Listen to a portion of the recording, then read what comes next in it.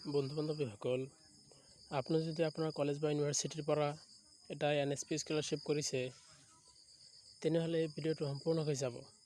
কাৰণ মাত্ৰ 1 মিনিট আপোনালোকক শিকাই দিম কেনেকৈ আপুনি টকা সোমাল নে নাই ষ্টেটাছ চেক কৰিব পাৰিব।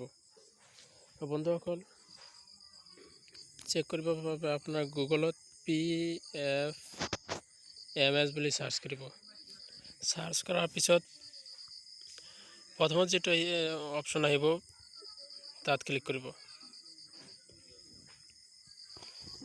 ক্লিক কৰাৰ পিছত এনেকুৱা এটা ইণ্টাৰফেচ আহিব।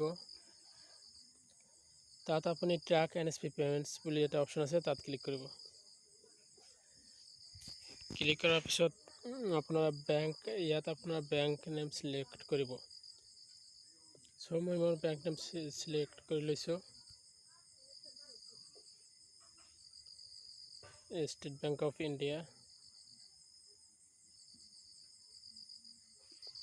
তাৰপিছত ইণ্টাৰ একাউণ্ট নাম্বাৰ আৰু ইণ্টাৰ NSP এপ্লিকেশ্যন ID, যিকোনো এটা দিলেই হ'ল। মই মোৰ বেংক একাউণ্ট নম্বৰটো দি দিছোঁ। তাৰপিছত যেটো ভেৰিফিকেশ্যন কোড আছে সেইটো বহাই দিব।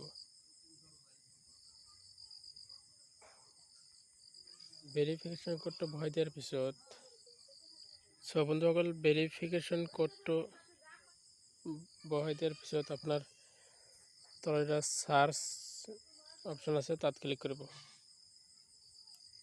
ক্লিক কৰাৰ পিছত চাওক মোৰ ডিটেইলছ আহি গৈছে।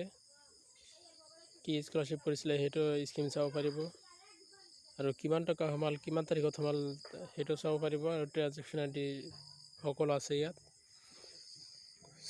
বন্ধুসকল, এইখিনিতে এটা কথা ক'ব বিচাৰোঁ যে আপোনাৰ যদি ভিডিঅ'টো ভাল লাগে প্লিজ এটা লাইক কৰিব আৰু চেনেলটো ছাবস্ক্ৰাইব কৰিব।